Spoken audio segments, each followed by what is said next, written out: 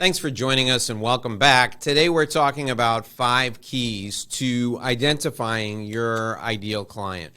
My name is Dave Lorenzo. This is the Inside BS Show, and I'm sharing these 5 keys to identifying your ideal client with you because this is part 1 in my business development skills series. My clients have been asking me for a very concise video series that I can put together to help them understand how to use business development skills to grow either their professional firm or their high-ticket sales program.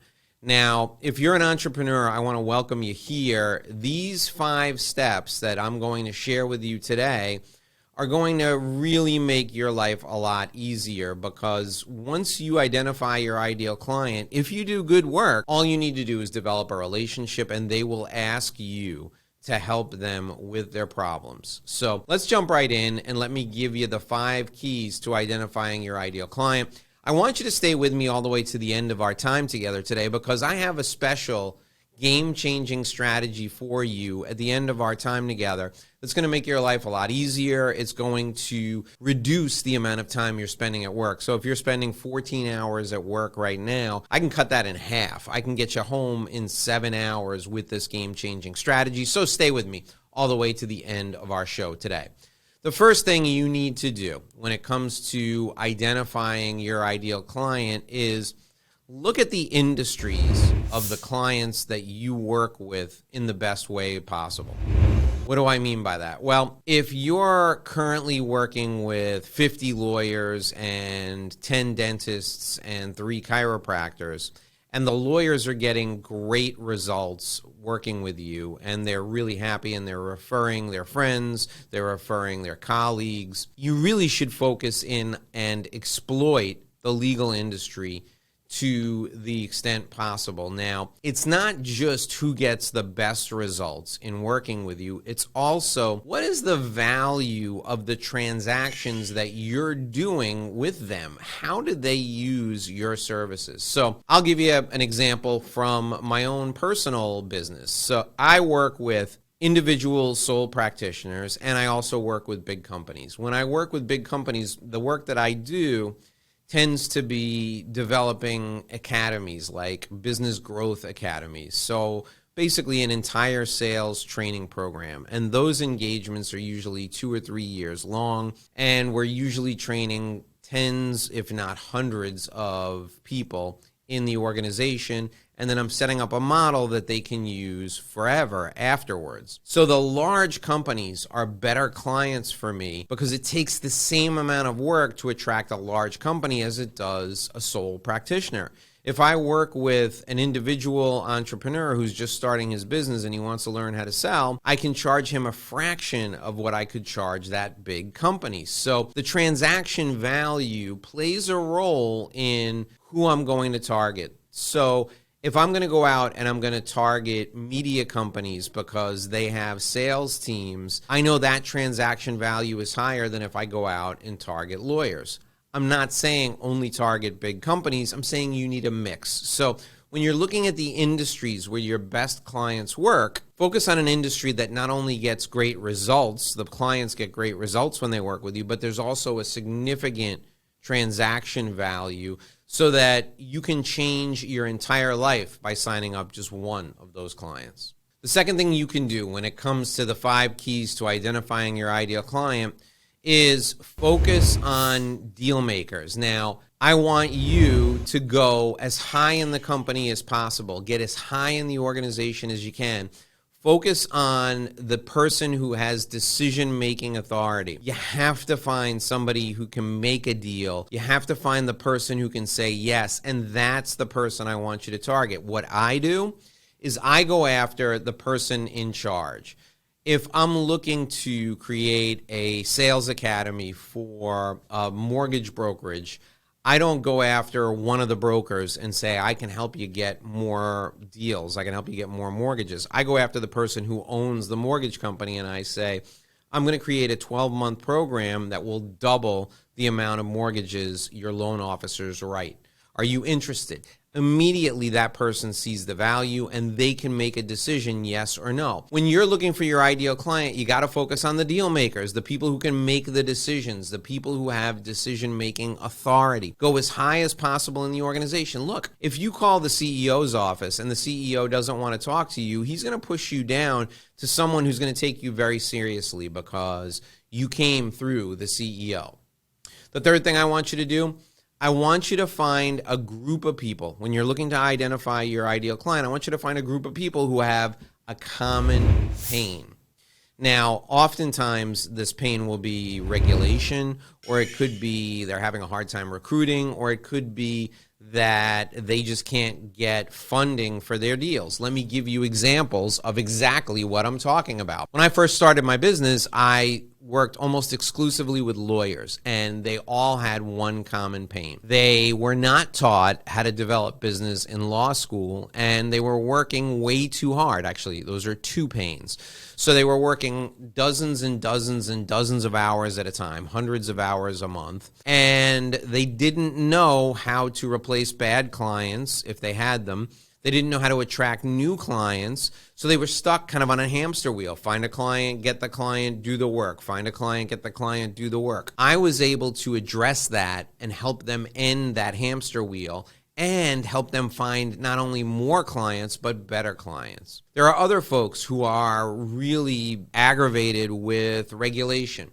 So right now, I work with a lot of people in the real estate industry, and we're just coming out of the COVID-19 pandemic, and I find that the people who own real estate are in a really tough spot because many people can't pay their rent, and there's an eviction moratorium taking place. So the landlords have no way to compel the people to pay their rent. So the regulations are strangling them. And they absolutely hate that the regulations are strangling them, and that's a common frustration they have. It's a common point of pain. The final thing that I mentioned is perhaps funding is an issue. So there are lots of people who are in startups who come to me and they say, listen, I need to go out and I need to raise money. Can you help me raise money? And although I don't do this that much anymore, raising money is simply a sales and marketing function. So I would help them by developing a sales program for them to go out and raise money. I got 6 or 7 people from one incubator at one time because I did a seminar on how to raise funds through creative sales and marketing. So identifying people who have common pain is the third way in the 5 keys to identifying your ideal client. The fourth thing I want you to do is generate word of mouth. You have to become known very quickly. So what I want you to do is I want you to volunteer to do free educational events for everyone in your target industry. We talked about how I worked almost exclusively with lawyers when I first started my business back in 2006, 2007, and 2008. What I did was I traveled all over the United States and I did free client education sessions for every bar association and voluntary bar organization that I could find. And that generated a tremendous amount of word of mouth. I did 15 people in St. Louis, and then another 35 people in Chicago, and 50 people in Los Angeles, and 25 people in Portland. Before you knew it, everyone who's anyone in the legal industry had heard of me, and they knew someone who had attended my seminars. By the time 18 months had passed, I was very well known in the legal industry. You can do the exact same thing. Generate word of mouth by offering to do free educational events for people in your target audience. You'll be amazed at how quickly you become known. The fifth thing I want you to do is find a hole in the market. What is your competitive advantage?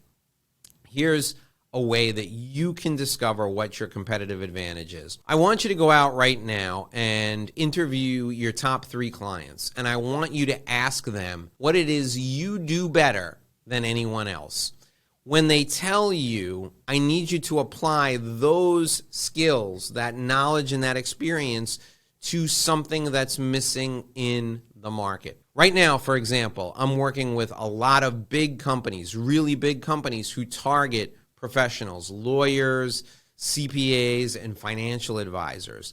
If you're looking to get in front of those people, I can help you. Why? Because I've worked with the lawyers, the CPAs, the financial advisors in the past. I know how they think. I'm inside their head. I can help you get inside their head too. That's a hole in the market. Nobody's out helping people attract lawyers. I know lawyers. I work with a lot of lawyers. I can help you attract lawyers. I know CPAs. I work with a lot of CPAs. I can help you attract CPAs. So finding a hole in the market is critical. Now, I promised you a game-changing strategy that will make your life a lot easier. Before we get to that, I want you to get my free system. This is the system I've used to identify ideal clients and then take them all the way through and convert them into repeat clients that are with me forever and ever. You can identify your ideal prospects and convert them to clients. You can decide where to go, who to talk to if you're looking to speak to large audiences, if you're looking to attract clients one at a time. This system will help you. Go to Revenue Roadmap Guide right now, revenueroadmapguide.com, revenueroadmapguide.com. Go there, enter your contact info, and you can download your free system that will help you identify your ideal prospect and convert them into clients eventually. Okay, so here's your game-changing strategy. It's going to make all the difference in the world for you. I want you to offer to put skin in the game. I want you to offer to help your clients be successful, and I want you to put a portion of your fee at risk. Look, if it's legal for you to share fees with your clients, I want you to do so, even if it's just 10%. Reduce your fee by 10% and say, I'll take 20% of the upside of this project. I'll take 20% of what I save you. I'll take 20% of what I generate with you. Why? Because when you look good, I look good. When you succeed, I succeed.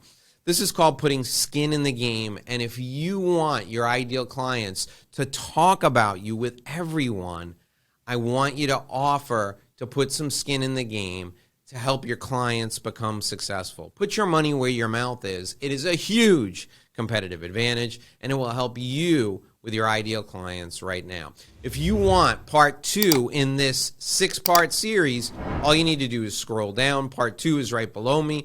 You'll see it filling in right now. Join me for part 2 in this business development skills series. I can't wait to see you there.